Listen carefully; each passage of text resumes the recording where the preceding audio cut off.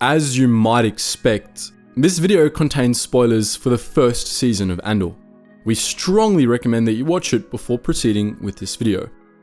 It's more than worth your time. You've been warned, now let's begin.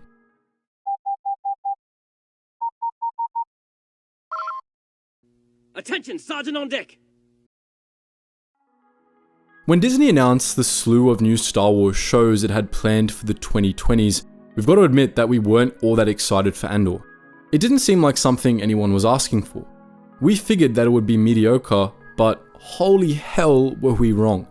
Andor was absolutely amazing, easily the best new Star Wars story we've seen in years, and would argue that it's the best live action series that Star Wars has ever had. It's far better than The Mandalorian, it's better than Kenobi, and in all honesty, it's as good as, if not better, than The Clone Wars. As it turned out, Andor was actually the show we'd all been waiting for and we didn't even know it. It's dark, gritty, and full of moral ambiguity, exactly what fans have been wanting for years. But that's not what makes it Star Wars' best series. What puts Andor at the top is the subtlety of its writing, how it builds its narrative around ordinary people, and how well it understands the Star Wars universe. In this video, we'll be explaining why. The writers of Andor understand Star Wars, and we could tell from the first few episodes. A lot of Star Wars media shoves the franchise's recognizable symbols in your face from the very start and never lets up, almost as if they're trying desperately to convince you that you're watching a Star Wars project. Some, though not all of these types of series, use the familiar symbols of Star Wars as an excuse to skip over world building.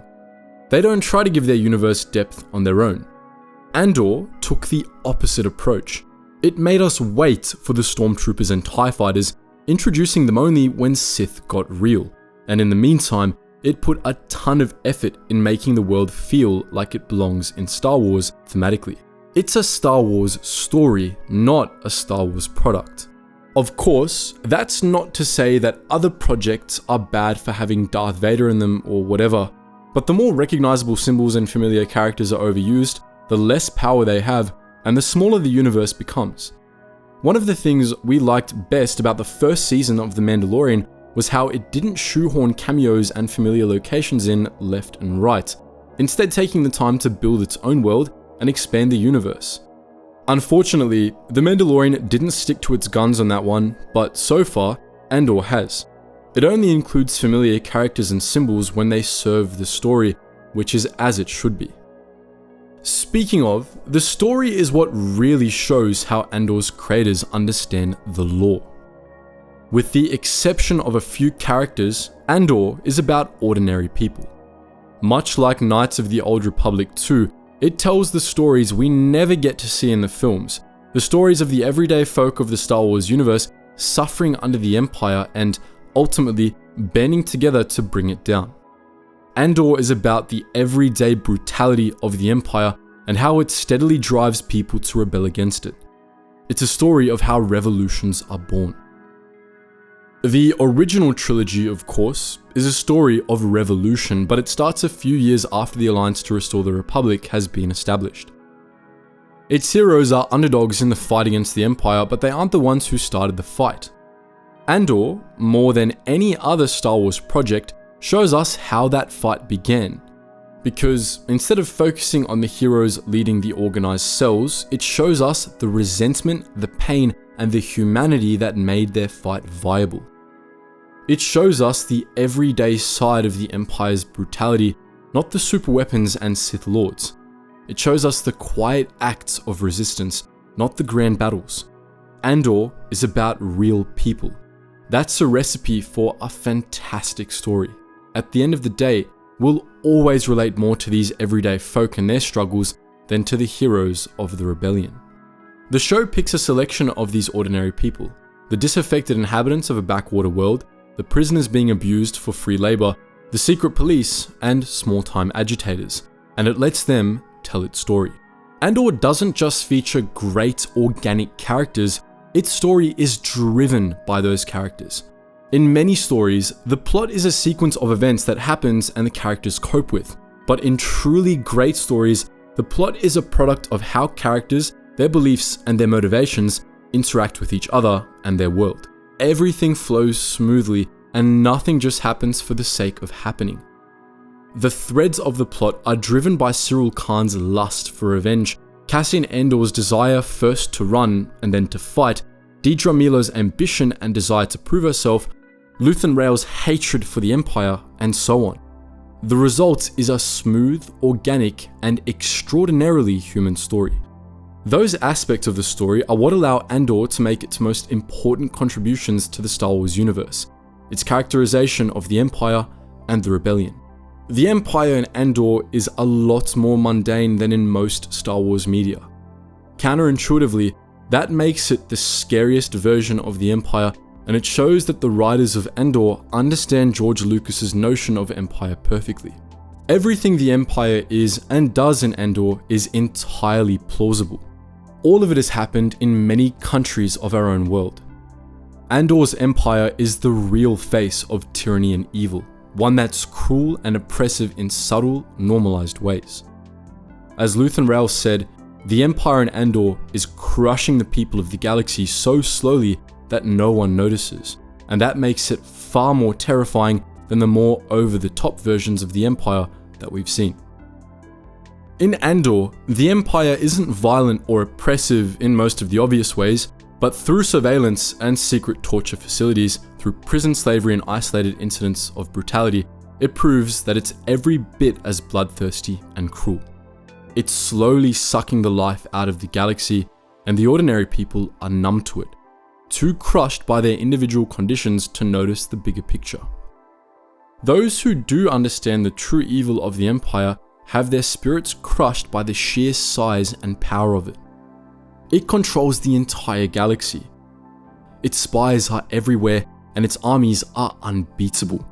Andor does a terrific job of portraying how much of an uphill battle fighting the Empire is too. Its rebels are scattered and weak, and it takes a lot of effort, sacrifices, and casualties for them to just rob a military base or kill a bunch of Imperial personnel. But at the same time, Andor illustrates the almost paradoxical fragility of repressive governments. The show's antagonists are part of the Imperial Security Bureau, the Empire's Gestapo, and they spend a lot of the show hyper-fixating on small things. Dedra Miro obsesses over finding one man, the Imperials on Ferrix respond with brutality to the slightest show of resistance, and the ISB spies overanalyze Mon Mothma's every move. It all makes the Empire seem strong at first, but as the show goes on, you start to realize what's really happening. It's all a sign of weakness. The Empire can't let the little things go because it doesn't take much to shatter the grip of oppressive regimes. As Nemik said in his manifesto, authority is brittle. Regimes like the Empire are unnatural and take an extreme amount of force to perpetuate, because otherwise, the innate sentient longing for freedom will triumph. The people will notice what's going on and they'll tear it all down. That leads us to the real magic of Andor, its genuine, gritty depiction of rebellion. It doesn't shy away from the harsh realities of battling oppression. It's open about the violence, the sacrifices of values and people, and the occasional untoward methods required to defeat tyranny. As Luthen put it, it's using the tools of the enemy to defeat them, because, the show claims, there is no other way. The Prison Break arc was an excellent microcosm of this. Like everyone else in the Empire, the prisoners on Narkina 5 were worked hard and brutalized to keep them submissive, to prevent them from realizing how fragile the Empire's grip on the facility really was. In reality, the guards in the facility were severely outnumbered, and once they organized and started fighting back, the illusion of authority vanished in an instant. Once they realized that there was only one way out, that they would have to fight to be free, that the Empire wasn't as powerful as it seemed, then they became free men, and all that was left was to prove it. As a quick aside, it's worth noting that some of the people in that prison likely committed genuine, serious crimes. Andor tells us that it doesn't matter, that no one deserves to be worked to death like that, regardless of what they did. That's a gutsy message, if there ever was one. Andor only shows us the start of the rebellion, the first few groups realizing what was up and taking action. But we know where the rebellion's headed.